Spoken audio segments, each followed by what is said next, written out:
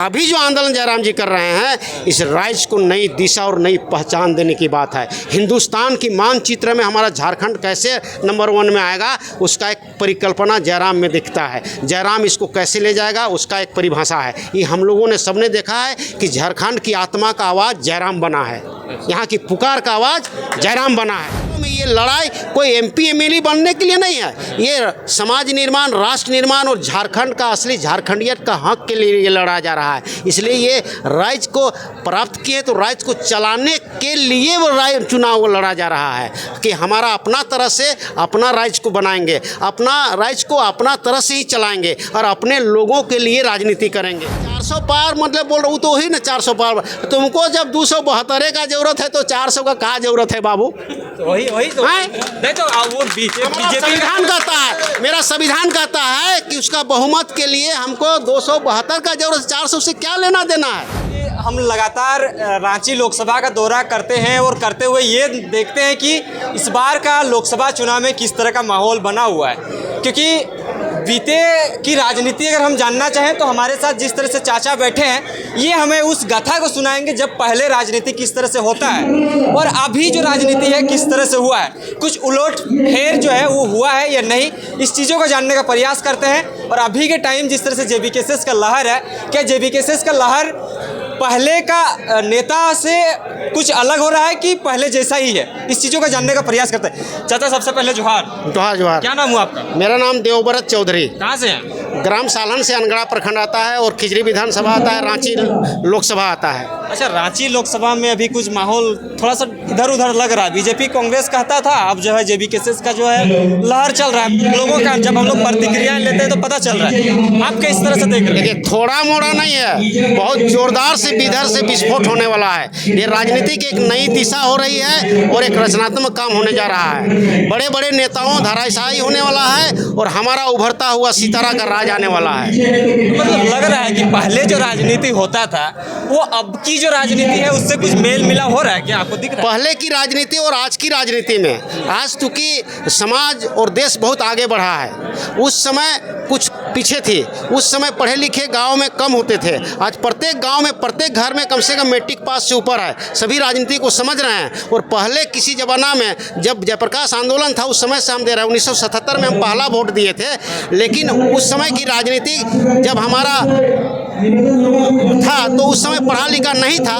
जो लोग नेता बोल देता था वही करता था, लेकिन अब वो नहीं है। अब पढ़े लिखे लोग हैं, अपना हक अधिकार को समझ रहे हैं और एक अपना हक लेने के लिए आए हैं। अभी लड़ करके अपना स्थान प्राप्त कर रहे हैं। ये बहुत काबिले तारीफ है कि इतने बड़े आबादी में, इतने बड़े ताकतवर नेताओं में आज हमारा साधारण तबके के आदमी भी अपना रास्ता खोल रहा है। ये कम मर्दांगिनी की बात नहीं है। इसीलिए हम चाहते हैं कि अभी एक अच्छा समय आया है कि अभी प्रतिभाशाली व्यक्ति अपना आकर के समाज को अपने हाथ में ले रहा है। इससे अच्छा समय कुछ नहीं हो सकता है। जिस तरह से अभी जयराम जी का लहर चल रहा है, आप बोल रहे हैं, तो मतलब ये लहर, क्या जो भीड़ है वो भीड़ को देख के आप लोग कह रहे हैं कि सच्चाई है इस जो राजनीति की इस परिदृश्य को आप लोग देख रहे हैं, तो रांची लोकसभा वाकई ये काम आएगा क्या? जो भीड़ था, जब अगर महज बात करें तो टाटी सिल्वे का वो जो EF ग्राउंड में भीड़ था, तो वो भीड़ अगर एक साइड आ जाते हैं तो राजनीति की जो है चर्चा कुछ अलग ही माहौल में हो सकता है।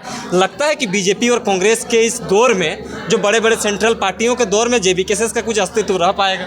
एकदम बता रहे हैं इसमें कि ये जो भीड़ है, ये भीड़ वास्तव में सब पीड़ित लोग हैं, सभी शोषित लोग हैं, सभी धोखा खा खा करके है। सभी लोग, जितने भी पार्टियां हैं, राष्ट्रीय पार्टी हो चाहे क्षेत्रीय पार्टी हो, सभी लोग जनता वादा खिलाफी काम किया, सभी ने विश्वासघात किया, सभी ने लोगों को प्रलोभन दिया और ठग लिया। इसलिए सब धोखेबाज साबित हो गए हैं। अब उन लोग के प्रति जनताओं का विश्वास टूट चुका है, अपने मंजिल दिख नहीं रहा। इसलिए समय अपना मंजिल पाने के लिए अपना नया पार्टी आया है और नया चेतना जगाया है। इसलिए हम लोग जयराम महतो की आवाज़ पे आवाज़ दे रहे हैं। वास्तव में ये लड़ाई कोई MP MLA बनने के लिए नहीं है, ये समाज निर्माण, राष्ट्र निर्माण और झारखंड का असली झारखंडियत का हक के लिए ये लड़ा जा रहा है। इसलिए ये राज्य को प्राप्त किए तो राज्य को चलाने के लिए वो चुनाव लड़ा जा रहा है कि हमारा अपना तरह से अपना राज्य को बनाएंगे, अपना राज्य को अपना तरह से ही चलाएंगे और अपने लोगों के लिए राजनीति करेंगे। अभी तक हम लोग का जो नेता होता है वो बाहर का होता है, तो हमको बाहर के लोग हमारा दुख दर्द कुछ समझ समझता है। ये गांव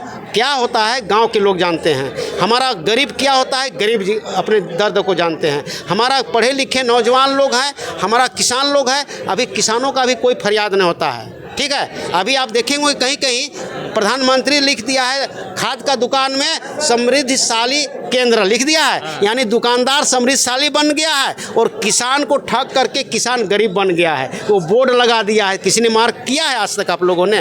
सब जगह लोग लगा हुआ है किसान में कि समृद्धशाली केंद्र देखिएगा, जहाँ खाद दुकान है ना, लेकिन किसके लिए? किसान का दुकान मर्यादा बेचने के लिए समृद्धशाली बना दिया और किसान का पेट ढूक गया है और किसान का माल खाने वाला पेट फूल गया है। ये सही बात है। अच्छा, बुझ गए? अच्छा, दूसरी बात, अभी बीजेपी के शासनकाल है, अगर सेंट्रल की बात करें तो बीजेपी का ही शासनकाल है, तो मतलब मोदी के काम से तो आप खुश होंगे ही? नहीं, मोदी के काम से नहीं। देखिए क्या काम किया है, अगर आप इतना घूमते हैं मोदी जी क्या किया है?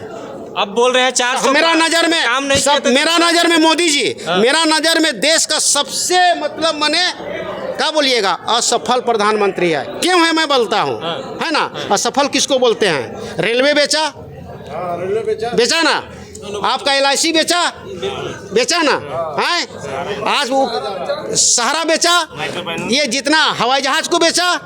हम हवाई जहाज से मतलब नहीं रखते हैं, हम लोग गरीब आदमी हैं, लेकिन जितना है आज बिजली को बेचा, प्राइवेटाइजेशन हुआ है ना, जितना सरकार की संस्था है सभी को बेचा, यानी चलाने में असमर्थ है तब बेचा। तो हम कैसे बोलेंगे आप सक्षम प्रधानमंत्री हो? इस देश को चला नहीं सकते हो और बोलते हो कि हम सक्षम हैं? ऐसा नहीं हो सकता है। मेरा अपना विचार है, तजुर्बा बोलता है कि अभी तक वो वैसा बोलने वाला उसको कोई नहीं है, क्योंकि हम भी छोटा आदमी है, कल हो सकता है हमको पुलिस उठा लेगा कि तुम प्रधानमंत्री क्यों बोला। लेकिन सवाल होता है कि हम लोग दर्द है कि गरीब किसान और मजदूर का कोई आवाज़ को नहीं सुनता है। गरीब गरीब होते गया और अडानी अंबानी कर कैसे मतलब माने लाखों लाख करोड़ों करोड़ बढ़ गया पैसा। हाँ, बोला था कि विदेश में जाने वाला भगोड़ा लोग को पैसा लाएंगे और सबको 15 लाख देंगे, दिया तो ठगा ना, धोखा दिया ना, वादा खिलाफी काम किया ना, 2 करोड़ रोजगार दिया नहीं दिया। मुद्दा को अभी बोल रहा है, कभी मुद्दा नहीं बोलता। अभी बोलता है कि कांग्रेस ने क्या किया, फलना ढेकला ने क्या किया। अरे उस जोड़ा उसको जा, तुम क्या की हो अपना बोलो ना क्या। अच्छा, तो अभी जो बोल रहे हैं, अभी चुनाव के जो टाइम आ रहा है, तो बोलो अभी दिए हैं जी, माँ अभी बात बोलो। अभी बोल रहे हैं फिर 400 पार बोलता है, तो वो मतलब वो भी गलत बात। 400 पार मतलब बोल रहा हूँ तो वही ना 400 पार। तुमको जब 272 का जरूरत है तो 400 का कहाँ जरूरत है बाबू? तो वही तो नहीं, तो वो बीजेपी संविधान कहता है, मेरा संविधान कहता है कि उसका बहुमत के लिए हमको 272 का जरूरत, 400 से क्या लेना देना है? लोकतांत्रिक देश है ये, है ना? इसीलिए आपको जितना समर्थन है आपको देगा। तो होने से सेंट्रल में किसको देखना नहीं ना, मतलब कौन सुइटेबल हो सकता है? देखिए सेंट्रल में तो भाई हम लोग छोटा पार्टी है, हम लोग झारखंड का बात है, इसलिए सेंट्रल का बात हमको मत पूछिए। हम चाहते हैं मेरा झारखंड का लोग बढ़िया से रहे। अच्छा एक चीज झारखंड की ही बात करते हैं, झारखंड की ही बात करते हैं। रांची लोकसभा में बीजेपी का कैंडिडेट और जेवीकेएस का कैंडिडेट में क्या अंतर पाते हैं? देखिए हमारा इस माँ और माटी का सवाल होता है ना, इस मिट्टी से जो पैदा हुआ है इस मिट्टी को ही संवार सकता है, और इस मिट्टी का खुशबू को, झारखंड का खुशबू को नहीं समझ सकता है वो आदमी झारखंड की सभ्यता और संस्कृति को भी नहीं समझ सकता है। इसलिए जो यहाँ झारखंड का जो भूमिपुत्र होगा वही झारखंड को असली समझ सकता है। यहाँ पर जल जंगल और जमीन की क्या महत्ता है उसको यहाँ पैदा होने वाला आदमी समझ सकता है। यहाँ की जो खनिज संपदा है उसको लूटने वाला को दोगे एजेंट बना करके तो क्या हमारा तरक्की करेगा? नहीं करेगा, है ना?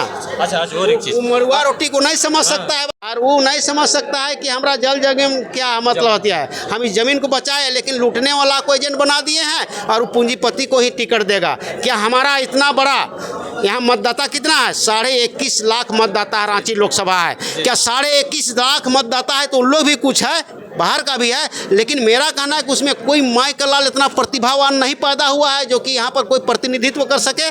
स्थानीय आदमी कर सकता है लेकिन हमें अवसर नहीं मिलता है। इसलिए आज नौजवान कभी क्या बोले, अवसर बनाना होगा तुम लोग को, रास्ता समय खोलना होगा, बनाना होगा। काहे कि वो रास्ता में बेटा उन लोग रोड़ा अपड़ा दिया है ना जी।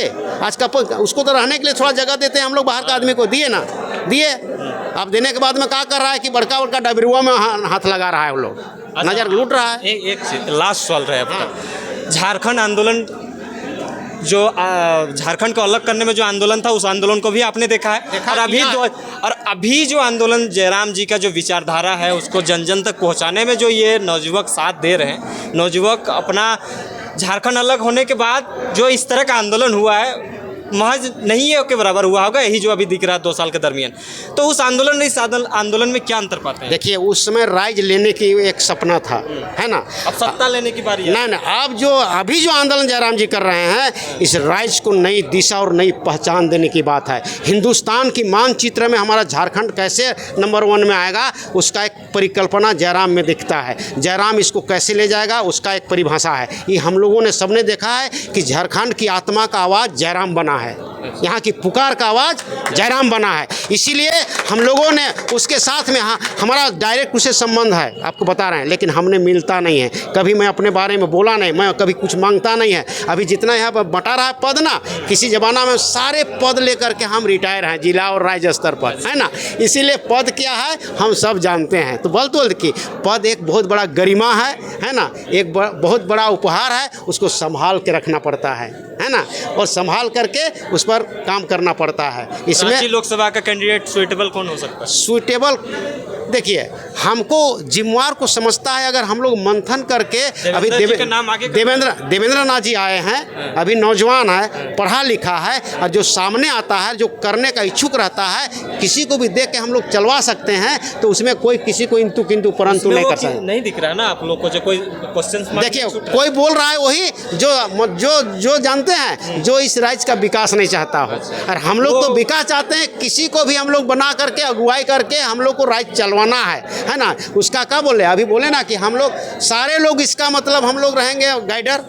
हम क्या बोले कि विद्वान लोग विद्या का उसका गाइडर बने, सारे लोग उसको मार्गदर्शन करें, उस पर चलेगा। रांची लोकसभा फतेह करने का कितना % चांस है, ये बताइए। हमको तो जैसा लगता है कि ये मतलब सिर्फ रांची विधानसभा जिसमें बाहर के लोग हैं वहीं कम रहेंगे, बाद बाकी हम लोग मतलब ना, हम लोग को कोई टच नहीं कर सकता है। अगर हम लोग इस गति को रखेंगे कि जैसा मतलब रोज चल रहा है और सब में आ जाएंगे ना, तो हमारा नौजवानों में जो दिल में जो धधक रही है जो वाला, वो मिट नहीं सकता है, वो कब्जा कर लेगा, है ना। खाली सिर्फ उसको ऊर्जा देने का हम लोग जैसा आदमी का ज़रूरत है। चलिए, बहुत बहुत धन्यवाद। तो सारी चीज़ों को हम लोग जानने का प्रयास किए। झारखंड